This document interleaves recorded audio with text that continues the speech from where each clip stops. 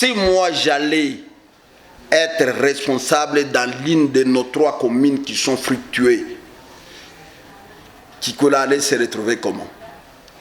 Reconnaissez-vous qu'aujourd'hui à Likasi, nous tâtonnons.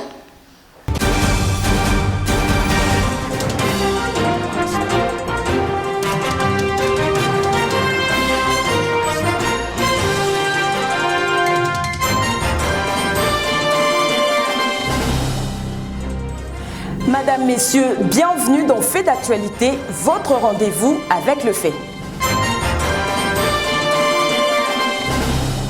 Sur pied par la plénière suite à une motion d'information de l'honorable Matata Ponyo Mapom, la commission ad hoc sur l'insalubrité, les constructions anarchiques et les embouteillages dans la ville de Kinshasa a présenté son rapport au président de l'Assemblée nationale, le professeur Vital Kamerhe, en qui elle a réservé la primeur avant d'en faire la présentation en plénière. L'honorable Matata Ponyo Mapom, président de cette commission, a présenté succinctement les grandes lignes de leur rapport articulé autour de 3 axes majeurs, à savoir les facteurs à l'origine de ces fléaux qui obligent à agir pour lutter contre l'insalubrité, les constructions anarchiques et les embouteillages dans la ville de Kinshasa, les actions prioritaires et les objectifs stratégiques à poursuivre, les recommandations et les politiques d'atténuation et d'éradication de ces désastres. Oui, nous sommes à la fin de la première étape. Ce travail a été élaboré par une équipe composé non seulement des élus de l'ensemble de la République, mais aussi ceux de la ville de Kinshasa, parce que le président a apprécié le travail. Le président nous a autorisés à pouvoir présenter ce travail à la plénière. Dans l'Est de la RDC, la mission d'information du Parlement africain en consultation à Kinshasa, où elle s'est entretenue avec la délégation de l'opposition parlementaire conduite par le député national Christian Mwando. Suivez.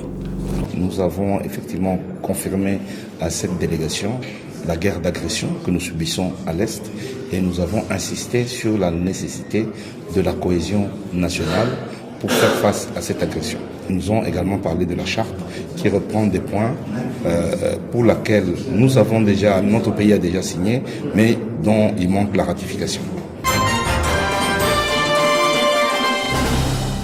Autre chose, l'exercice des petits commerces est une exclusivité des Congolais.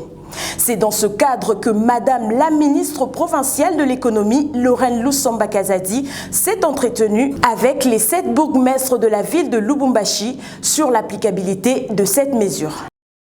Il était question au cours de cette réunion de la ministre provinciale de l'économie et du commerce, Lorraine Lusamba Kazadi, et les bourgmestres de cette commune de Lubumbashi, de voir les voies et moyens de l'application du communiqué officiel portant interdiction de l'exercice du petit commerce et du commerce en détail par les étrangers.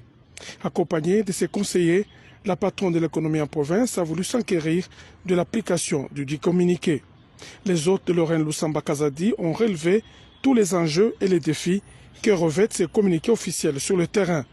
Le bourgmestre adjoint de la commune de Kamalondo, Adrien Ramazani, revient sur l'essentiel de la rencontre. Commençons par remercier son Excellence Madame la ministre de l'économie pour la réunion de ce jour, qui a porté sur l'interdiction du petit commerce aux étrangers, laquelle réunion a été fructueuse car il y a eu plusieurs échanges sur ce sujet et elle a eu à prendre nos impressions et nos idées. Nous avons beaucoup de difficultés parce qu'il y a plusieurs étrangers qui exercent le petit commerce en RDC, lequel petit commerce est réservé aux nationaux congolais. Alors, il a fallu que nous prenions plusieurs résolutions pour interdire à tous les étrangers d'exercer le petit commerce, car cela est interdit en République démocratique du Congo. Cette séance de travail de la ministre provinciale de l'économie et du commerce et les bourgmestres de la commune de la capitale du Cuivre rentre dans la campagne que mène depuis peu Lorraine Lusamba Kazadi sur l'application stricte des mesures en vigueur en RDC pour protéger les emplois des Congolais en réservant les petits commerces aux seuls nationaux. Là, on est en 2024, 2025 arrive, on aimerait que cette nouvelle année soit prenne de nouvelles initiatives. D'un fait à un autre, la commune de Kikula quid de la gestion des immondices. Le bourgmestre de cette municipalité a accordé une interview exclusive à Rema Media.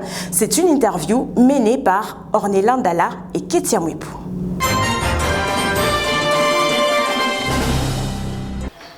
Nous vivons et la commune de Kikula, c'est ça le bastion de notre ville, de la ville montagneuse.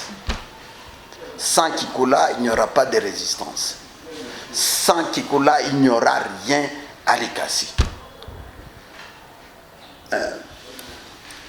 Nous autres, quelles que soient les difficultés, nous déployons même le peu que nous avons pour comment embellir la commune.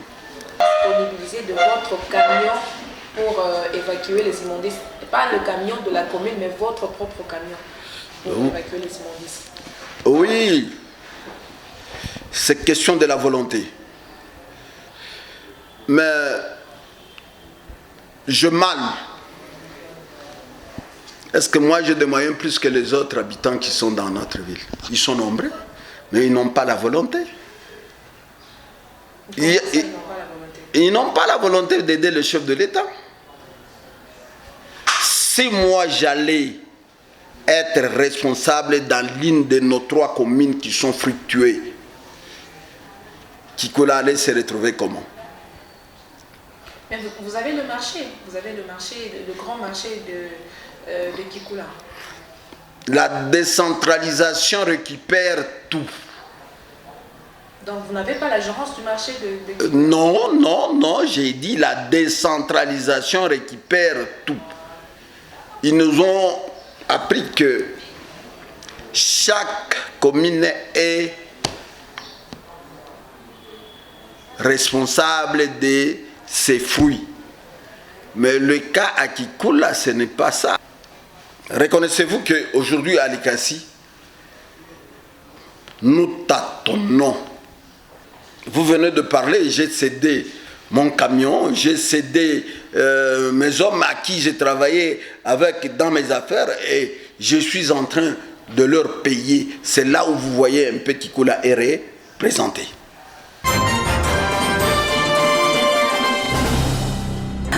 Terminons ce fait d'actualité par la journée nationale de l'arbre. L'arbre, le salut de notre planète.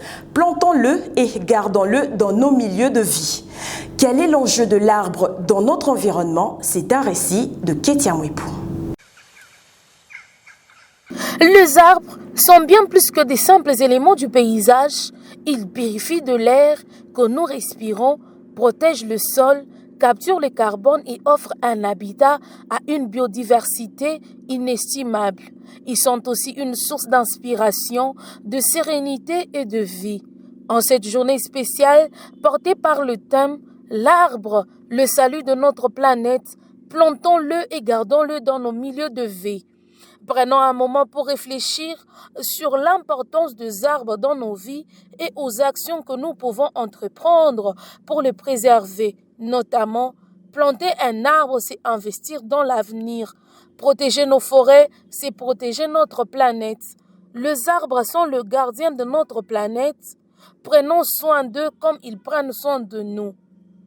Agir ensemble dans ce contexte, c'est assurer un avenir durable. Madame, Messieurs, merci à vous de nous avoir suivis. N'oubliez pas d'activer la cloche de notification pour ne rien rater de faits d'actualité. Habari Likasi-RDC, c'est l'actualité partout et chez vous. Au revoir.